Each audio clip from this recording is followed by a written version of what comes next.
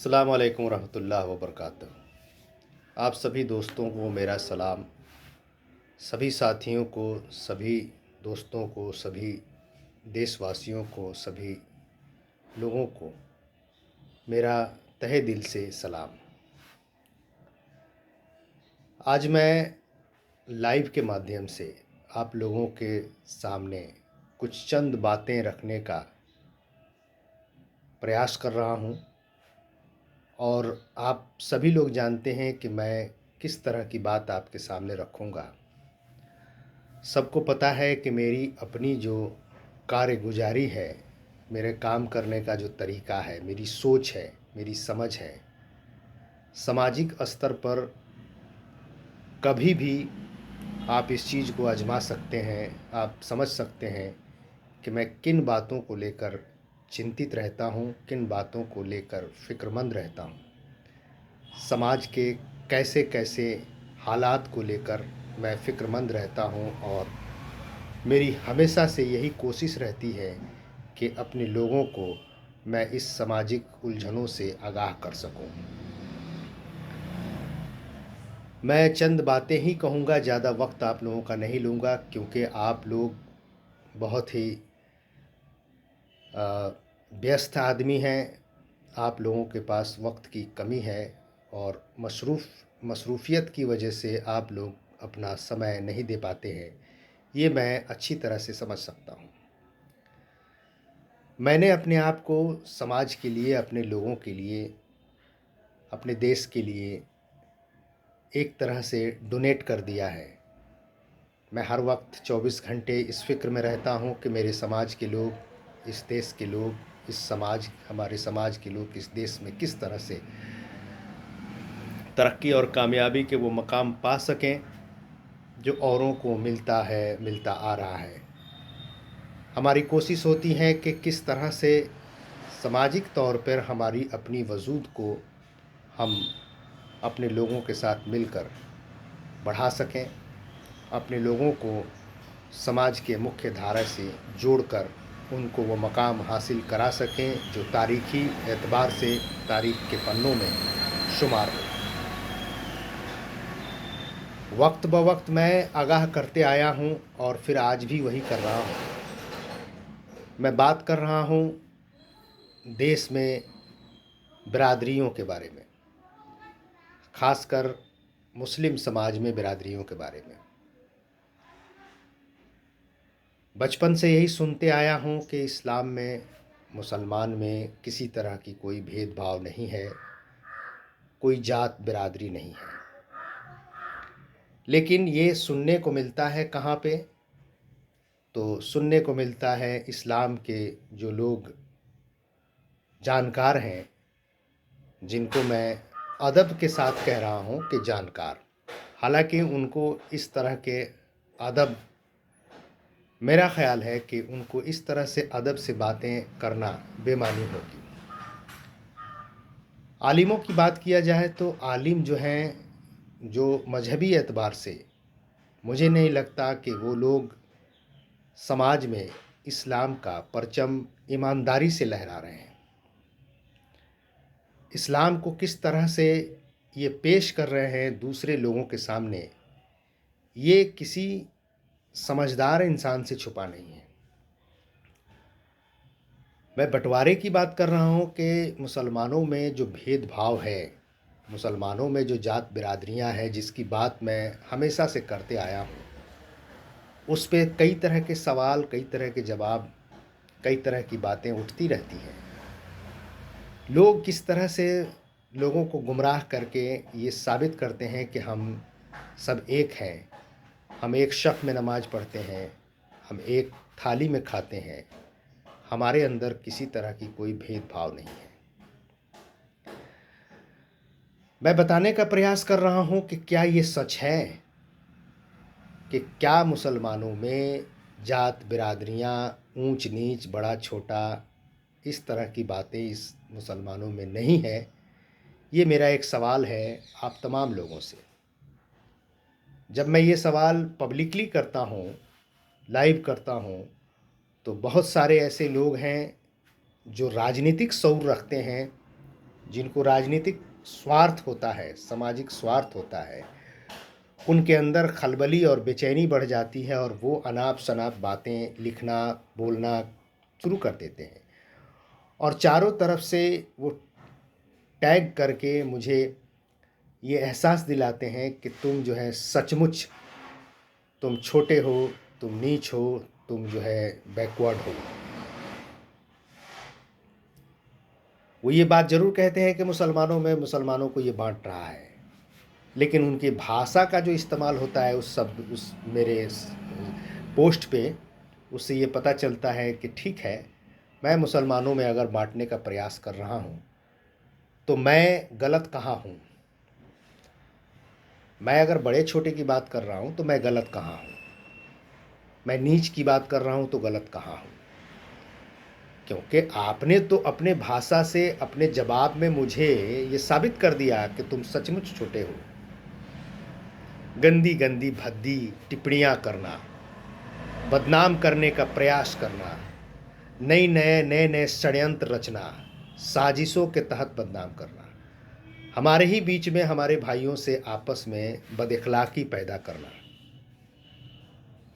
मगर अफ़सोस की बात ये है कि मैं आपको इस मंसूबे में कामयाब नहीं होने दूँगा।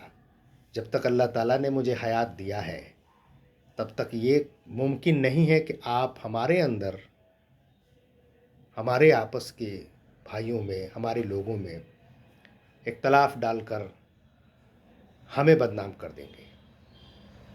ज़िल्लत और इज़्ज़त जो है अल्लाह के हाथ में होता है। अल्लाह ही मालिक है। अगर मैं गलत हूँ तो सज़ा तो अल्लाह देगा ही मुझे। अगर मैं इस्लाम में मुसलमानों को बाँट रहा हूँ, तो उसका तो भुक्तभोगी मैं हूँ और मुझे मिलेगी सज़ा। मैं सिर्फ़ इस बात का गवाही देता हूँ, मैं इस बात की दलील देता हूँ कि अगर मैं बाँटता हूँ, तो ज़रा आप बताइए कि बड़े-बड़े आलिम जिनको इस्लाम के बहुत ही बुद्धिजीवी माना जाता है, बहुत ही जानकार माना जाता है, जिनके आज कसीदे पढ़े जाते हैं, जिनके नाम पर जो है लोग आज जगह-जगह जलसे और जुलूस निकालते हैं और जिनके फ़ातिहा और शिरनियाँ बाँटते हैं, जिनके कसीदे पढ़े जाते हैं, बड़ी-बड़ी तारीफ़ों का पुल बाँधते हैं और उनके अक़ीदे को जो है देश में, दुनिया में फैलाने का बहुत ही प्रोपगंडा फैलाते हैं। मैं ऐसे आलिमों के बारे में बात करूँ, अशरफ अली थानवी, अहमद रज़ा ख़ान, ये कौन लोग थे और क्यों इन्होंने, अगर इस्लाम में मुसलमानों में कोई भेदभाव नहीं है, तो फिर इस्लामों में ये दो फाड़ करने वाले ये कौन लोग हैं? और किसकी हिमाकत से, किसकी मर्ज़ी से इन लोगों ने ऐसा किया? एक तरफ देवबंदी बना लिया, दूसरी तरफ बरेलवी बना लिया। एक दूसरे के पीछे इतनी बदअखलाक़ी है कि एक दूसरे के पीछे नमाज़ पढ़ने से ये गुरेज़ करते हैं और कहते हैं कि हम मुसलमानों में कोई भेदभाव नहीं है। एक ने कहा कि मैं सुन्नी हूँ, दूसरे ने दूसरे को कहा कि ये वहाबी है। यहीं तक नहीं थमा, उसमें एक अहले हदीस बना लिया गया, उसमें एक कादियानी बना लिया गया, उसमें एक जमात इस्लामी बना लिया गया, उसमें एक जो है उसमें और तरह के जो है, माफ़ कीजिएगा मैं बहुत फ़िरक़ों के बारे में नहीं जानता हूँ, लेकिन इस तरह के फ़िरक़े आपके सामने आते हैं, तो क्या ये मुसलमानों में बाँटने का बात नहीं है? और इत्तफ़ाक देख लीजिए या एक साज़िश देख लीजिए कि बरेलवी बनाने वाला, देवबंदी बनाने वाला, कादियानी बनाने वाला, अहले हदीस बनाने वाला, ये कौन लोग हैं? इनके टाइटल को जब आप पढ़िएगा, इनके बैकग्राउंड को आप देखिएगा, तो इसमें आपको मिलेंगे शेख सैयद खान पठान। ये मैं नहीं कह रहा हूँ, ये वो खुद कहते हैं। अगर मुसलमानों में जात बिरादरी नहीं था और नहीं है, तो फिर अहमद रज़ा ख़ान, ये खान टाइटल जो है कहाँ से आ गया? ये इस तरह की बातें जो हैं समझ में नहीं आती है कि जब कोई दूसरा मेरे जैसा लोग इसके ख़िलाफ़ आवाज़ उठाता है, तो ये इस्लाम से ख़ारिज कर दिया जाता है और इसको कई तरह की प्रताड़ना, कई तरह की बातें इसके ऊपर कटाक्ष किए जाते हैं, इसको जलील किया जाता है, इसको भद्दी गालियाँ दी जाती हैं। और यही काम अगर आप करते हो तो दीन का, इस्लाम का एक हिस्सा बन जाता है, एक परंपरा बन जाती है। जैसे तैमूर लंग ने हिंदुस्तान के अंदर में ताजिया बनाने का जो प्रोग्राम रचा और ताजिया बनाने का जो स्कीम चालू किया, आज जो है मुहर्रम के नाम पर ताजिया किस तरह से बना के लोग लूटते हैं, वो जुलूस निकालते हैं, जिस तरह से इस्लाम का झंडा लेके घूमते हैं, जैसा लगता है कि अल्लाह ताला ने ऐसा बनाया और नबी हुजूर सल्लल्लाहु अलैहि वसल्लम ने इस तरह की बातें करने के लिए आपको कह दिया और ये सुन्नत हो गई। हसन और हुसैन की शहादत को इस्लाम के किस तरह से जोड़कर और इस्लाम में किस तरह से उसको पेश किया गया, खिलाफत के नाम पर चाहे जिस तरह के हो, और समाज में उसको पेश कर दिया गया और मुसलमान इसके झंडा लेके घूम रहे हैं। अफसोस की बात है कि जो आलिम है वो भी ये काम कर रहा है, जो जानता भी है, सब कुछ जानते हुए भी दावत में रोटी और बोटी के नाम पर, नजराने के नाम पर ये जाने वाले लोग किस तरह से अपने ईमान बेचकर इस्लाम को बदनाम कर रहे हैं, मुसलमानों को गुमराह कर रहे हैं, इस पे आपका ख्याल नहीं है, इस पे ध्यान नहीं है। मेरे ऊपर ज़रूर है कि इस्लाम में मुसलमानों को ये बांट रहा है। आप मुझे जुल्हा कहो, दुनिया कहो, दर्जी कहो, धोबी कहो, हजाम कहो, है छोटी जात, नीच जात, जुल्हा हैं सब, अरे दुनिया है सब, दर्जिया है, नेटुआ, फ़कीर, दीवान, कुजड़ा, ये इस तरह के नाम से आप मुझे संबोधित करते रहो और मैं आपके पीछे इनकलाब जिंदाबाद आपका झंडा लेके घूमता रहूं, बहुत अच्छी बात है, आप बहुत खुश हो। हजारों की तादाद में ये पीछे घूमने वाले लोग भेड़ बकरियों की तरह आपके पीछे दौड़ते रहे और आप आगे झंडा लेके, आगे आप जो है खड़े होकर इनकी अगुवाई करते रहो, तब तक तो बहुत अच्छा है, तब तक आप मुसलमान हो, सच्चे पक्के मुसलमान हो। लेकिन यही दर्जिया, धोबिया, हजमा, जुल्हा, थुनिया, ये अगर इसमें का कोई भी आदमी, जो आप कहते हो, आप ही का दिया हुआ नाम है ये, आप ही कहते हो, अगर ये इसमें आगे आ गया तो धक्के मार के इसको पीछे कर दिया जाएगा, या फिर एक प्रोपगंडा फैला देगा, अरे जुल्हा ये आगे जाएगा, ये दुनिया है, दर्जिया ये आगे जाएगा, ये नेतागिरी करेगा, ये पॉलिटिक्स करेगा, ये नीच जात। इस तरह की मानसिकता पैदा करने वाले लोग मुझे कहते हैं कि मैं बांट रहा हूं। ये दबे कुचले लोग जिनको सामाजिक तौर पर प्रताड़ित किया जाता है, ये अगर अपनी आवाज़ को उठा रहे हैं, अपने आप को, अपना मुस्तकबिल बना रहे हैं, अपने लोगों को शऊर पैदा कर रहे हैं, अपने लोगों में जागरूकता फैला रहे हैं कि भाई अपने हक के लिए आगे आओ, अपने समाज को, जो तुम लोगों ने समाज में ये नाम दे दिया है, तो फिर इस तुम्हें गुरेज क्यों हो रहा है जब ये लोग खोज रहे हैं अपनी बात। जनगणना को लेकर पहले विरोध तुम्ही लोगों ने किया, आरक्षण को लेकर पहले विरोध तुम्ही लोगों ने किया, संविधान सभा में, संविधान में बाबा साहब अम्बेडकर ने जब संविधान में आरक्षण की बात करी, तो यही लोग, यही जो अपने आप को अशराफ, अपने आप को अगड़े कहते हैं, इन्हीं लोगों ने कहा कि नहीं साहब, हम तो जो है मुसलमान हैं, इस्लाम में कोई भेदभाव, छोट जात, बड़ी जात, ऊंच नीच नहीं है, इसलिए हमें आरक्षण की ज़रूरत नहीं है, हमारे लिए वक्फ बोर्ड आप बना दो, हमारे लिए जो है शरीयत बना दो, हमारा शरिया कानून चलेगा, हम अपने आप को अलग रखते हैं, इस्लामिक कानून को हम फॉलो करेंगे। कितनी बारीकी से अपने आप को जो है इन्होंने देश से अलग कर लिया, संविधान से अलग कर लिया, और फिर आप ये भी कहते हो कि देश में हमारे साथ बहुत ज्यादती होता है। तो ज्यादती तो होगा ही। उस वक्त, जिस वक्त संविधान बनाई गई, संविधान बनाने के समय में देश के आज़ादी को लेकर देश के तमाम लोग एक साथ मिलकर अपना खून पसीना, अपनी जान की आहुति दे दिए, देश आज़ाद हुआ। उस वक्त लोग जो है हिंदू मुसलमान जात बिरादरी में नहीं बटे थे, उनके दिमाग में देश की भलाई और देश ही सर्वोपरि था। तब लोगों के अंदर इस तरह की भावनाएं नहीं थी। लेकिन जैसे जैसे लोग एजुकेशन पाते गए, शिक्षित होते गए, वो अपने हक हुकूक के बारे में जानते गए, उनको लगा कि अरे ये तो हमारे साथ भेदभाव हुआ है, हमको ये पिछाड़ा गया है, हमको नीचे दिखाया गया है। तो जाहिर है कि वो ऊपर उठने का प्रयास करेगा, समाज में अपनी इज्जत व अपनी आबरू को बचाने का, अपने आप को साबित करने की कोशिश करेगा वो। फिर आपको तकलीफ शुरू हो जाता है, आपके पेट में दर्द शुरू हो जाता है। ये आपकी बेचैनी, आपकी तबाह जो है, आपकी तकलीफ, ये साबित करता है कि आप नहीं चाहते हो कि ये लोग ऊपर उठें। आप नहीं चाहते हो कि ये मुस्तकबिल अपना बनावे। आप हमेशा यही चाहते हो कि ये जब तक जिंदा रहें, इनके खानदान दर खानदान हमारी गुलामी करें, हमारे पीछे घूमें।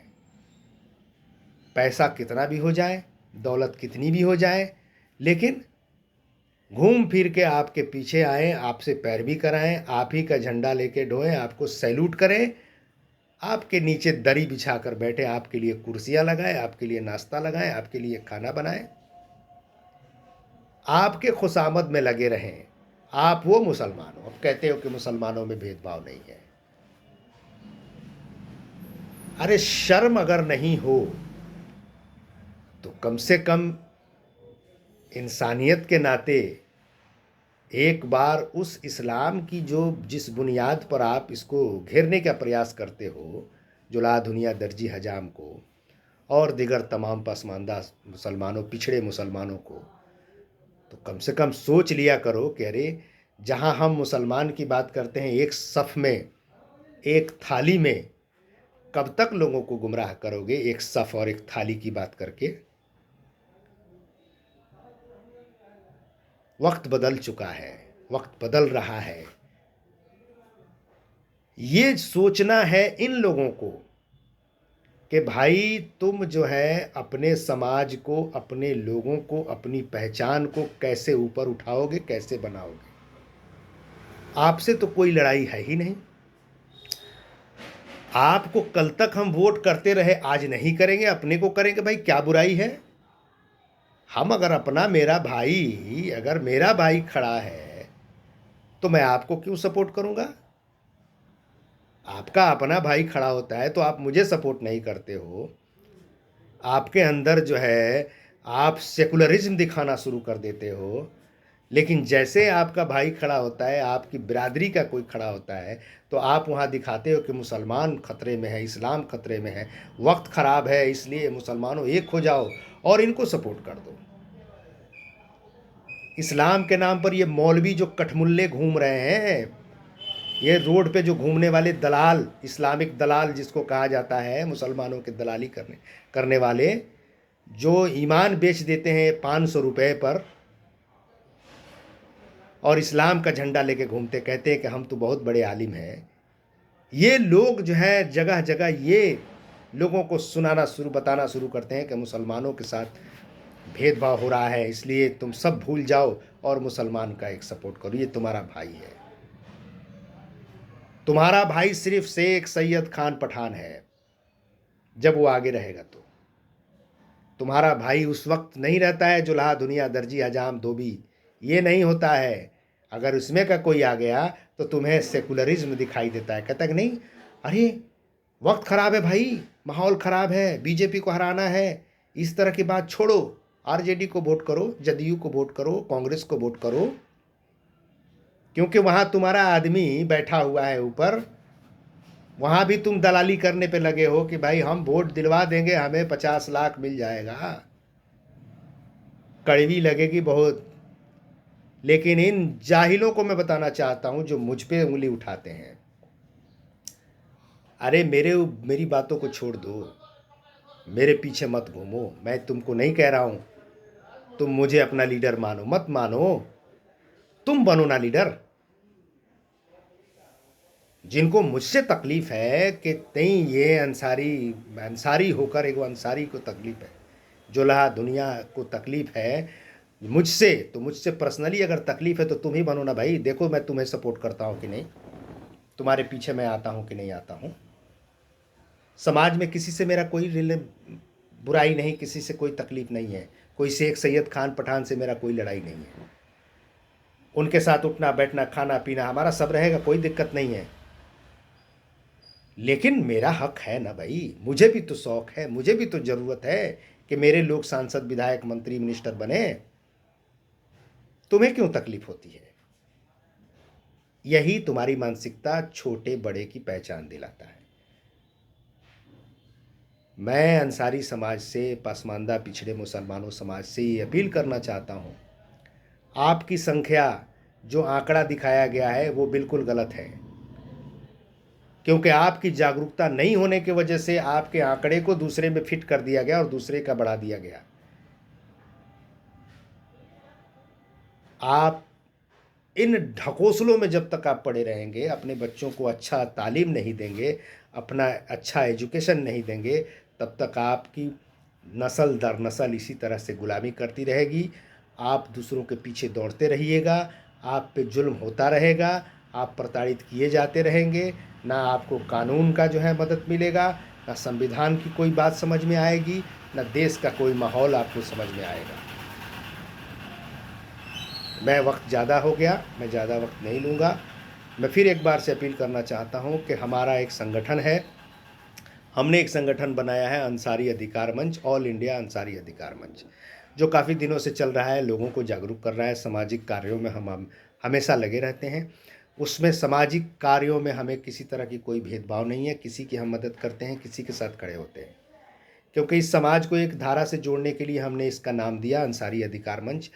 इसका मतलब ये नहीं कि हम सिर्फ अंसारी की बात कर रहे हैं, तमाम पास पिछड़े मुसलमान जो पिछड़े हैं, हमारी तरह जो प्रताड़ित होते हैं, हम उनके हक व हुकूक के लिए लड़ने के लिए संगठन बनाए हैं। और संगठन के तमाम पदाधिकारियों से मेरी अपील है, देश के तमाम बिरादरी के पदाधिकारियों से अपील है कि आप बढ़ चढ़ कर हिस्सा लीजिए और सब लोगों को जागरूक कीजिए।